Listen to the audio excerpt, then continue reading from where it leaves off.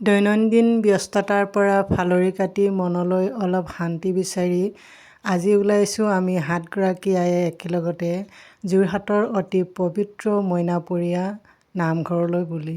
বলক আপোনালোককো লৈ যাওঁ আমাৰ লগতে এই পবিত্ৰ মইনাপৰীয়া নামঘৰ ভাগলৈ।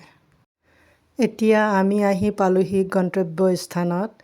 গাড়ীখন পাৰ্কিং কৰি মনত ভক্তিভাৱ লৈ লাহে লাহে আগবাঢ়িলোঁ নামঘৰৰ মূল প্ৰৱেশদ্বাৰৰ পিনে।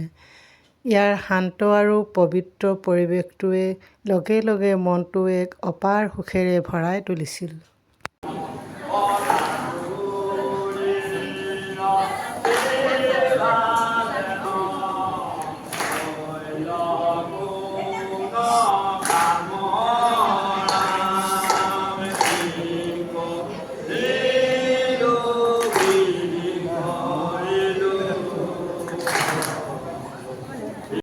নামঘৰৰ প্ৰৱেশদ্বাৰত সোমাই প্ৰথমতে আমি হাতত লৈ যোৱা ভাগৱতী শৰাইখনি প্ৰভুৰ নামত আগবঢ়াবলৈ শৰাই জমা দিয়া ঠাইত ভক্তিৰে অৰ্পণ কৰিলোঁ।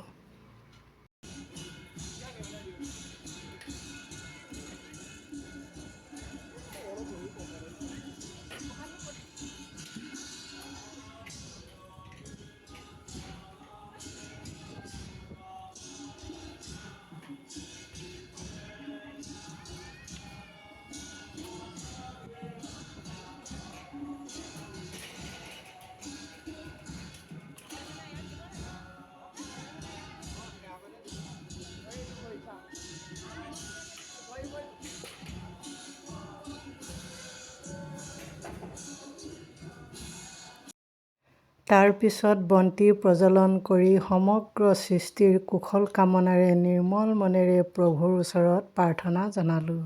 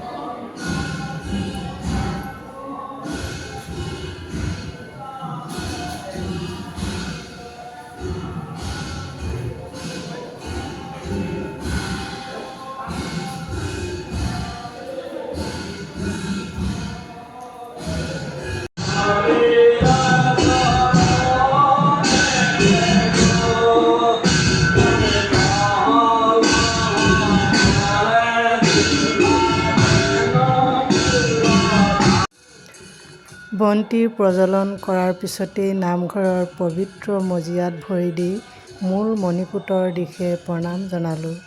সেৱা গ্ৰহণ কৰি প্ৰভুৰ নাম কীৰ্তনৰ মাজত ভকত আৰু আইসকলৰ কাষত কিছু সময় বহিলোঁ। মনটো সঁচাকৈয়ে এক অদ্ভুত প্ৰশান্তিৰে ভৰি পৰিছিল। আপোনালোকেও যদি যোৱা নাই এই মইনাপৰীয়া নামঘৰলৈ, যিসকলে যোৱা নাই এবাৰ নিশ্চয় যাব, মনটো শান্তিৰে ভৰি পৰিব। এতিয়া আহকচোন বাৰু নামঘৰৰ ভিতৰত বহি সকলোৱে একেলগতে ভকত বৈষ্ণৱৰ নাম অকণমান সময় শ্ৰৱণ কৰোঁ।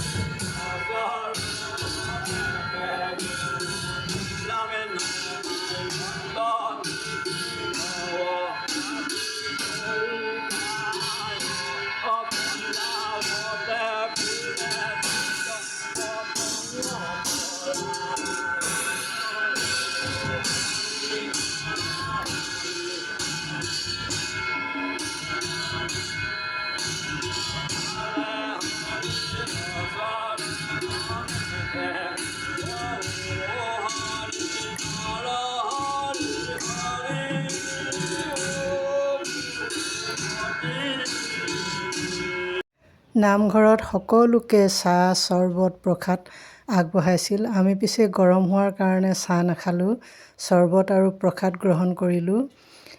এনেকৈয়ে যোৰহাটবাসীয়ে অতিথি আপ্যায়ন কৰি একতা আৰু ভাতৃত্ববোধৰ এক সুন্দৰ নিদৰ্শন দাঙি ধৰা দেখিবলৈ পালোঁ। এনেকৈ শেষত মনত অগাধ শান্তি আৰু অলেখ স্মৃতি লৈ মইনাপৰীয়া নামঘৰৰ পৰা বিদায় ল'লোঁ। জয় গুৰু শংকৰ।